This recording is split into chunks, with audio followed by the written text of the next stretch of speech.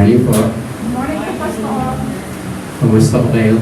Mabuti po. Salamat sa Panginoon at narito po tayo lahat. Palapakan nga po natin ang Panginoon.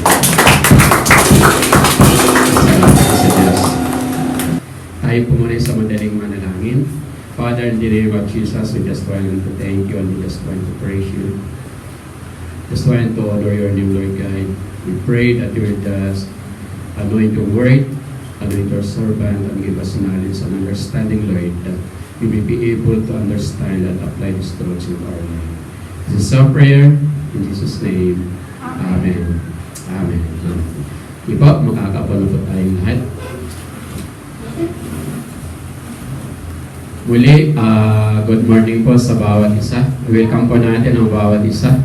Good morning po. Salamat po at narito po tayo. Welcome po. Welcome nyo naman po yung mga katabi po natin. Ay, salamat po. This morning, our topic is all about what shall we do now? What shall we do now? So yun po yung pag-aaralan po natin, pagpapatuloy po natin sa pag-aaral po natin noong mga nakaraang linggo. 2 weeks po natin pinag-aralan yung signs of second coming. Ano po? So, hopefully po, na-retain po sa isip po natin yung 8 points na pinag-aralan po natin in 2 weeks. 3 bagay po ang nais ko pong tinong po natin upang maunawa po natin ang kahalagahan nitong pinag-aralan po natin. Ano po? Binigyan na po tayo ng mga signs ng kanyang pangalawang pagbabalik. Ngayon po, ano na po ang gagawin po natin? Number 1, na gusto pong tinong po natin, be mindful. Be mindful. Ang sabi po ng verse 36, but about that day and hour, no one knows, not even the angels of heaven or the sign, but the Father alone. For the coming of the Son of Man will be just like the days of Noah. Okay. So yun po yung titingnan po natin. Ano po? Tingnan po muna natin yung account na ito. No? Ito po ang binasa po natin, yung pangalawang bahagi ng pagtuturo ng Panginoon, ay itinuro po ng Panginoon yung patuloy niya pong itinuturo yung kanyang muling pagbabalik. Nais niyang maunawaan ng kanyang mga alagad yung kahalagahan nung kanyang tinuturo. Kasi pinakita niya po rito kanyang pangalawang pagbabalik. Okay? So dito po, inutusan ng Panginoon yung kanyang mga alagad na maging alerto at maging tapat hanggang sa huli. Amen? Amen po ba? Amen. Sabihin na po natin sa ating katabi, dapat tapat ka. Okay. Amen po ba? Amen po ba? So tayo po as Christians, we must be aware sa nangyayari po sa ating paligid. Hello? Nariyan pa po ba tayo? Keep in mind about the signs of His second coming. Isipin po natin, yung pinag-aralan po natin ng mga signs of His second coming, dapat po ilagay po natin sa puso po natin, isa-isip po natin. Tandaan po natin, inisa-isa po ng Panginoong Hesus, before this part, inisa-isa po ng Panginoon yung mga signs of His second coming para po intindihan po natin, maunawaan po natin ang kahalagahan at hindi tayo ma-discourage kung darating na ito mga bagay na ito. Hello? Amen po ba? Daranas tayo ng iba't ibang uri ng pagsubok, kahirapan, kapighatian. Kaya po, inuna po ng Panginoon yung mga signs para pagdating po ng araw na yun, hindi tayo ma-discourage, hindi tayo basta-basta matitinag sa ating pananampalataya sa Panginoon. Hello? Amen. These signs will serve as our guide sa araw-araw nating buhay at para makita po natin at mapagmasdan po natin sa paligid po natin yung mga nangyayari. Therefore, we should be mindful of those signs of His second coming. Nariyan pa po ba tayo? Amen. So yung mga signs na ito ay magbibigay po ito sa atin ng kamalayan, awareness po sa atin that truly this generation is living in the last days. Naniniwala po ba kayo doon? Na yung ating pong henerasyon, ito po yung panahon na kung saan nalalapit na ang pagbabalik ng ating Panginoon. Why? Nabanggit ko po sa inyo nung nakaraan. Sapagkat sa panahon po natin ngayon, kahit nagsasalita ka lang, kahit mag-post ka lang sa social media mo, makakarating na yan kung saan-saan. So ito na po yung henerasyon na kung saan nalalapit na ang pagbabalik ng ating Panginoon. Naniniwala po ba kayo ron? So maging aware po tayo doon sa mga signs na ibinigay po sa atin ng Panginoon. Because no one knows the time. Hello. Wala pong nakakaalam sa takdang panahon, sa takdang oras ng pangalawang pagbabalik ng Panginoon. Sabi po na binasa po natin, but about that day and hour, no one knows, not even the angels of heaven, nor the Son, but the Father alone. Hello. Binigyan din po ng Panginoon, nilinaw po ng Panginoon na yung pangalawang pagbabalik niya, yung panahon ng kanyang pangalawang pagbabalik, yung oras, yung eksaktong oras at araw, wala pong nakakaalam.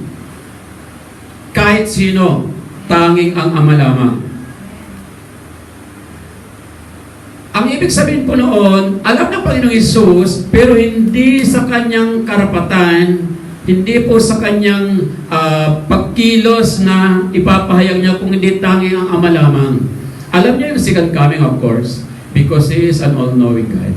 Pero ang may authority para ipaalam ito kung kailan, tanging magagaling lamang sa ating Diyos Ama. Amen? Tanda po natin, there are people who are claiming that Jesus is coming on a certain date and time. Kung magbabasa po tayo, kung nakikinig po tayo ng iba't ibang nakalagay sa internet, mapapansin po natin, there are some people who are teaching that Jesus is coming on this particular date, on this particular year. Tandaan po natin, I think 1997 may nagdeklara noon. Amen. So kapag nasabi nila yung taon, yung buwan na magwawakas na yung mundo, mga kapatid, maling katuruan po yun. Amen po ba? Mahalaga po na nauunawaan po natin ang mga bagay na ito. Amen po ba? Kaya hindi po lahat ng ating nababasa at ating napapanood sa internet, sa YouTube, ay dapat po nating paniwalaan. Kumbaga sa term po natin ngayon, maraming fake news ngayon. Maging yung second coming ng Panginoon, marami pong nagtuturo. Kaya mag-ingat po tayo sa mga pinapakinggan po natin. Tandaan po natin, tanging ang Ama lamang ang mayroong karapatan na magdeklara pagdating sa katapusan ng daigdig. Hello? Hindi po ibinigay yan sa mga anghel. Hindi po ibinigay sa Panginoon Jesucristo. Tanging ang Ama lang ang may karapatan na magbigay kung kailan, magtakda kung kailan babalik ang Panginoon Jesucristo at kung kailan ang katapusan ng daigdig. Basta ang tandaan po natin, yung pinakahuling sign ng kanyang muling pagbabalik ay yung pagpapahayag ng mabuting balita patungkol sa kaligtasan ng Panginoon. Kaya kung gusto mong mapadali ang pagbabalik ng Panginoon, dapat ikaw ay nagbabahagi ng salita ng Diyos. Amen? Amen? Gusto mo ba mapadaling bumalik ang Panginoon? Okay lang nag-amen. Excited na po ba tayo bumalik si Jesus? Kung excited ka na, dapat bilisan mo yung pagbabahagi ng mabuting balita that Jesus loves all people. Na gusto ng Panginoong Hesus, maligtas ang mga tao, pero alam po natin, hindi lahat maliligtas. Hindi lahat naniniwala. Pero importante, nagpapahayag po tayo na darating na ang ating Panginoong Hesus. At kailangan ng bawat isa ang kaligtasan. Amen? Pangalawa, ano yung number 1? Be mindful. Isa-isip po natin itong mga signs ng second coming ni Christ. Pangalawa, be watchful. Ang sabi po ng verse 42, therefore, be on alert, for you do not know which day your Lord is coming. But be sure of this, that if the head of the house had known at what time of the night the thief was coming, he would have been on the alert and would not have allowed his house to be broken into. For this reason, you must be ready as well, for the Son of Man is coming at an hour when you do not think he will. Amen. Kaya, as Christians, we must be on guard. Magbantay po tayo. Hello. Hello. So, ating Panginoong Yesus ay inutusan niya yung kanyang mga alagad na maging gising, na maging alerto. Amen? Concerning His second coming. Pinaalala ng Panginoon, itinuro ng Panginoong Yesus sa kanyang mga alagad. Kaya sabi niya sa first part ng verse 42, therefore, be on the alert. Therefore, be on the alert. So, pinapakita po sa atin ng Panginoong Yesus na dapat aware tayo, alerto tayo na yung mga signs of His second coming ay nakikita na natin sa ating kapanahunan. Hindi po dapat tayo patulog-tulog. Amen? Nariyan pa po ba tayo? So dito po, nais po ng Panginoong Yesus na yung kanyang mga alagad ay maging handa sa lahat ng pagkakataon dahil walang nakakaalam ng eksaktong oras at araw ng kanyang muling pagbabalik. Walang nakakaalam kahit sino. Amen? Amen. Tanungin ko po kayo, handa na po ba kayo na sumalubong sa ating Panginoong Jesucristo? Amen? So dito po, pinapakita po ng Panginoon na dapat sa lahat ng oras, sa lahat ng pagkakataon, maging handa po tayo. Kasi hindi po natin alam kung kailan babalik ang Panginoon. Hello.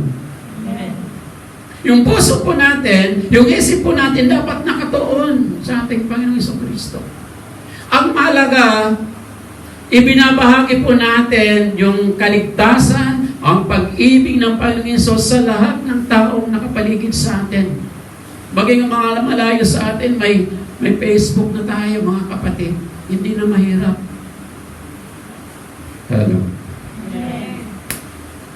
Ngayon ang tanong, ano ang gagawin po natin habang inihintay po natin yung pangalawang pagbabalik ng Panginoon? Number 1, we must live our lives accordingly. Kinakailangan na mumuhay po tayo ng buhay ng naayon sa panuntunan ng ating Diyos. Di natin sinasabi na hindi na tayo magkakamali. Yes, nagkakamali po tayo because we are still living in the sinful world. Amen? Nagkakamali tayo, walang tao hindi nagkakasala. Pero malaga, sinisikap mong makapamuhay ng ayon sa nais ng Diyos. Hello. Pangalawa, dapat patuloy tayong nananalangin para sa kaligtasan ng mga taong malapit sa atin, yung ating mga mahal sa buhay, yung ating mga kaibigan, at yung mga taong malalapit sa iyo. Pagkatapos, sharean mo yung mga kahit hindi mo kakilala. Hello. Amen. Kaya po ba natin gawin yan? Amen. Hello? Amen. Ngayon, uso-uso yung multi-level marketing. Tama po ba? Sino dito yung mahilig sa multi-level marketing? Dito po, gawin po natin kahit pa isa-isa lang yung pagbabahagi ng mabuting balita. Amen? Bukod sa pagbabahagi ng mabuting balita ng kaligtasan ng Panginoon, mga kapatid, patuloy po tayo mag-aral ng salita ng Diyos para mapatibay yung ating pananampalataya at para alam po natin yung mali at tama. Alam po natin sa puso po natin, pero minsan nakakaligtaan po natin. Amen? Kung patuloy po tayong mag-aaral ng salita ng Diyos, madidiscern po natin kung yung ating pong pinakikinggan, kung yung ating pong binabasa ay tama ay salita ng Diyos. Kaya sabi ko sa inyo kanina, mag-ingat po tayo sa ating pinapanood, sa ating pinakikinggan. Baka mali nang itinuturo sa atin. Kaya dapat patuloy tayo nag-aaral ng salita ng Diyos, patuloy tayo nagbabasa. Amen? Pagkatapos po noon, patuloy tayo maglingkod sa Panginoon. Maging sa community na kinagagalawan po natin. Kung nag-work ka sa workplace mo, magbahagi ka ng salita ng Diyos. Kung nag-aaral ka sa paaralan, dahil ngayon ay online, pwede kang magbahagi through Facebook. Amen? Amen po ba? Kung mahilig ka sa mission, mag-mission ka. Pumunta ka ng malalayong lugar, pumunta ka sa mga bulubundukin. O kung gusto mo sa Africa, pwede yan. Kung gusto mo sa Central America, pwede yan. Amen? Kung yun ang calling mo. Kung gusto mo magpastor, well and good. Amen? Narapa po ba tayo? At patuloy po tayo magbahagi ng salita ng Diyos habang tayo naghihintay sa pagbabalik ng ating Panginoon. Tandaan po natin, mayroon pong warning ang Panginoon sa bawat isa sa atin. Na in the time of great calamities and distress, people would look for the Messiah. Kaya nga, may magsasabing, narito siya, naroon siya. Kaya mga tao naman, dahil naghahanap ng Messiah, pupunta sila doon. May nangangaral doon, andun yung Messiah, pupunta naman. Nasa bundok ng Sierra Madre, andun yung Messiah, maraming tao naman magpupunta doon. Why? Because people will be looking for the Messiah. Dahil sa hirap. Maraming tao ang mag-claim na sila ay Messiah, tagapagligtas. Maraming tao, patutuwa sila. They will rejoice. Because the Messiah has come. Pero tanda po natin, lahat po ng nag-claim na yon are false Messiah. Amen? Ang nakakalungkot, maski yung mga Kristiyano ay malilinlang. Amen. Nariyan pa ba tayo? Kaya dapat alis po tayo. Maging alert po tayo. Be watchful po tayo sa mga pinapakinggan, sa mga itinuturo po ng ibang tao.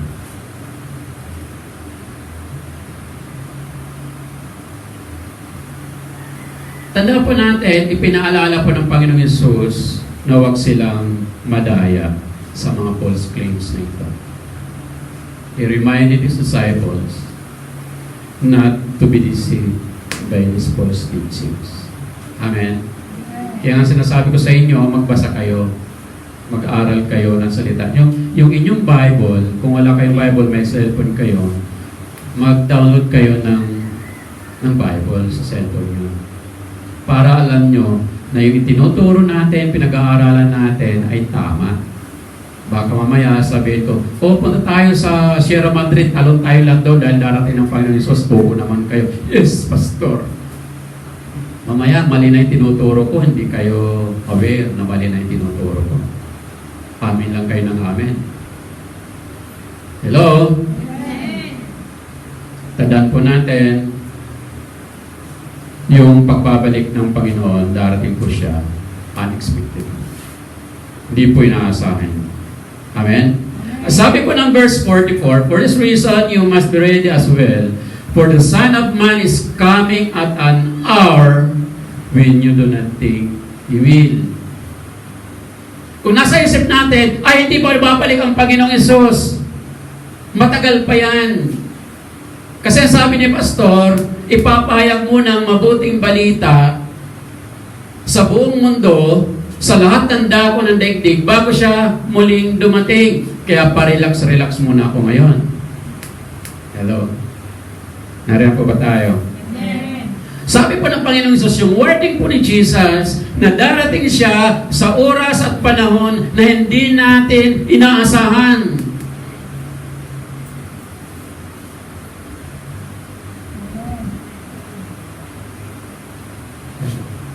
Amen.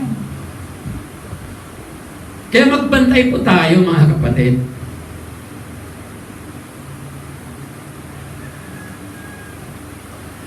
Kaya ibinigay ng Panginoong Yesus yung signs of His second coming so that His people will be aware of His second coming.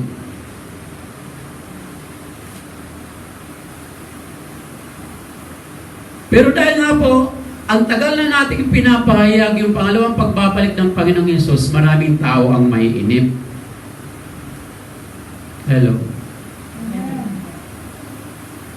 Sabi nung isa, si pastor, nung bago-bago pa lang nangangaral, kumplito pa ang buhok.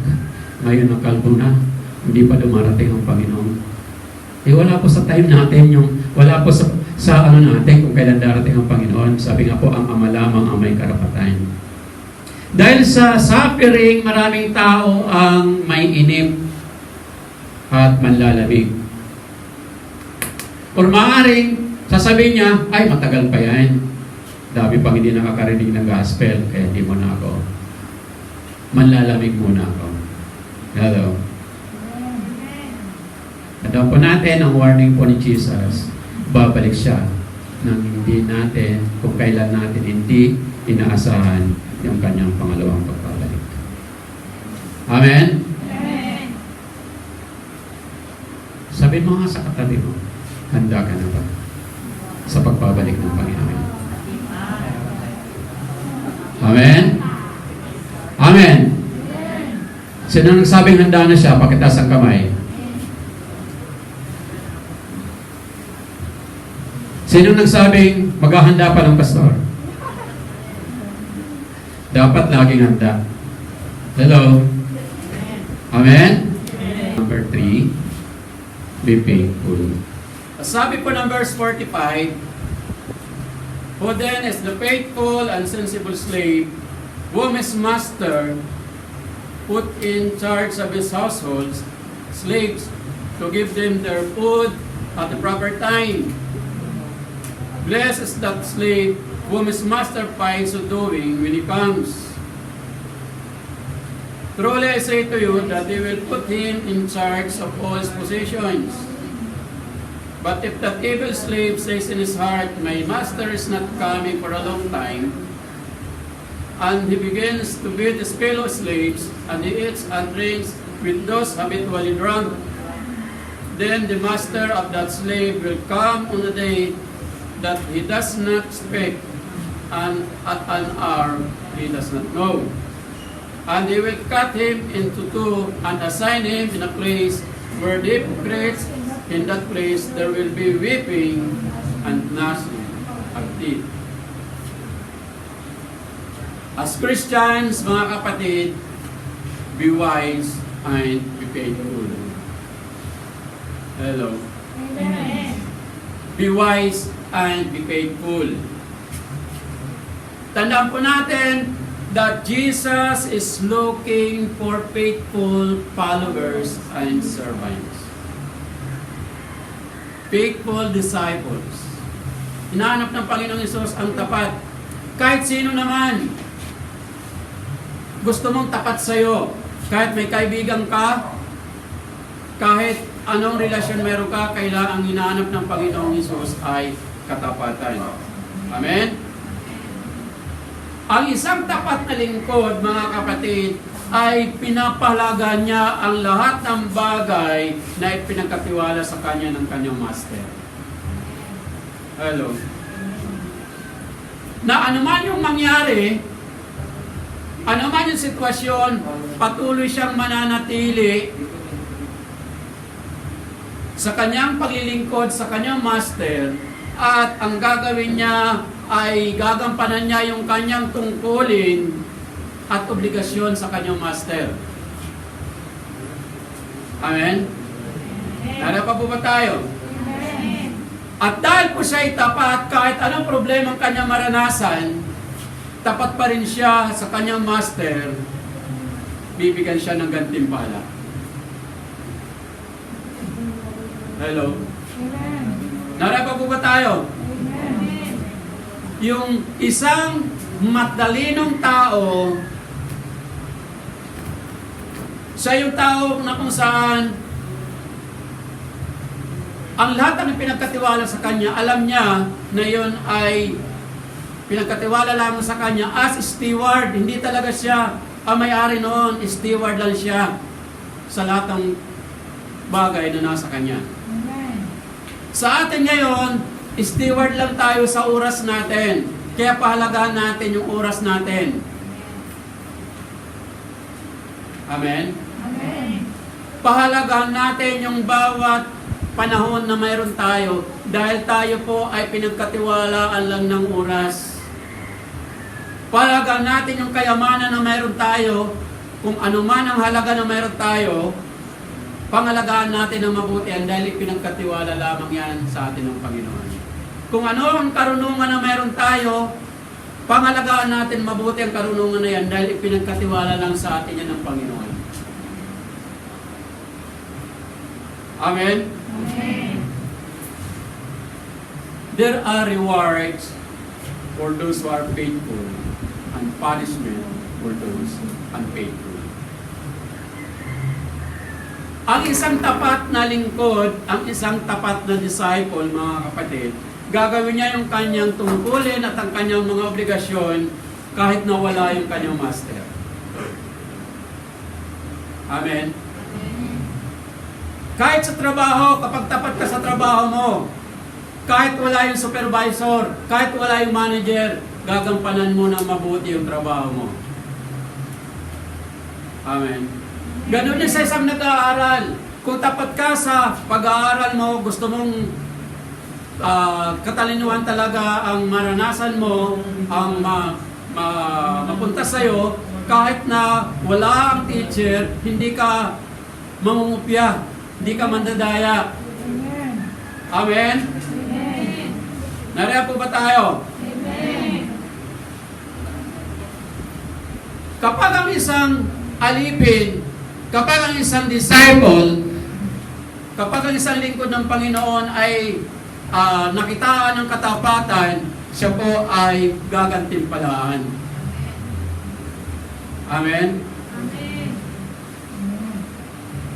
Dito po sa passage na binasa po natin, mga kapatid, kapag ka ang isang servant ay natagpuan na tapat sa kanyang tungkulin in the absence of his master, he will be rewarded. Bibigyan siya ng gantimpala at gagawin tagapamahala ng lahat ng ari-arian ng kanyang master. Amen. Yung po yung reward na mayroon. Yung kunting pinagkatiwala sa kanya, kapag naging tapat siya, maraming ipagkakatiwala sa kanya ang kanyang master. On the other hand, kapag unfaithful siya, ang sabi po sa ating binasa, siya po ay paparusahan. Amen? At siya po ay ilalagak sa mga taong hipokrito at doon magkagalit yung kanyang mga ngipin. Paparusahan siya bilang gantimpala sa kanyang unfaithfulness. Hindi pala gantimpala yun. Bilang parusa sa kanyang hindi pagiging tapat sa kanyang master. Ang sabi po ng binasa po natin sa verse 48, "But if that evil slave says in his heart, my master is not coming for a long time, and he begins to beat his fellow slaves, and he eats and drinks with those habitually drunk, then the master of that slave will come on a day that he does not expect, and at an hour that he does not know. And they will cut him into two and assign him in a place with the hypocrites. In that place there will be weeping and gnashing of teeth. Kapag hindi katapat, hindi mo matatanggap yung ipinangako sa iyo. Amen. Worse, he will receive a severe punishment because of his unfaithfulness. Nariyan po ba tayo? Mapaparusahan siya because he was unmindful on the coming of his master.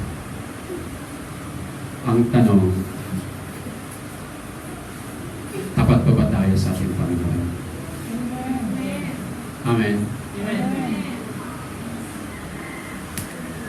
Or do you desire to be faithful sa ating Panginoon? Amen? In conclusion, mga kapatid, Jesus is coming soon as promised. Babalik ang Panginoon Jesus katulad ng kanyang pinangako. Therefore, we must faithfully serve Him at all times. Faithfully serve our Master. Ang tanong, handa ka na ba sa muling pagbabalik ng Panginoon? Ulitin ko, kailangan po tayo handa sa lahat ng pagkakataon. Sa oras nito ay tuon po natin ang ating puso, ating isip sa ating Panginoon. Nais ng Panginoon na lagi tayong handa. Dahil di natin alam kung kailan darating ang Panginoon. Hindi natin alam kung kailan ang rapture of the church. When is it coming? Walang nakakaalam. Salamat po sa buhay ng bawat isang narito, bagay sa mga makakapanood nito, Panginoon. Dalangin po namin, dakilang Diyos, na Ikaw ang umabot sa bawat isa na nakinig ng iyong mga salita sa umaga po ito. Handa po kami, Panginoon, sa iyong pangalawang pagbabalik, even in the rapture of the church, dakilang Diyos. At hayaan mo, Panginoon, na sa iyong pangalawang pagbabalik, maging karapat-dapat po kami sa iyong harapan. Salamat po, Diyos, at habang iniintay po namin, Panginoon, ang iyong pangalawang pagbabalik, kami po ay matagpuan po ninyo, Panginoon, na tapat na naglilingkod sa iyo. Makaranas man kami ng problema at pagsubok, Panginoon, alam po namin, hindi mo kami iwanan at hindi mo kami pababayaan, dakilang Diyos. Thank you, Father. Thank you, Jesus. Panginoon, pinagkakatiwala ko po ang bawat isang narito at Panginoon, kayo po ang nakakaalam, kayo po ang nakakapatid, Panginoon, ng bawat isa. Kung ano man ang kanilang pangangailangan, dakilang Diyos, sa umaga pong ito, katagpoy niyo po sila, Panginoon. Salamat po, Diyos. Ito po ang aming panalangin na may pasasalamat sa tanging pangalan lamang ng Panginoon Kristo. Amen. Amen. Palapakan po natin.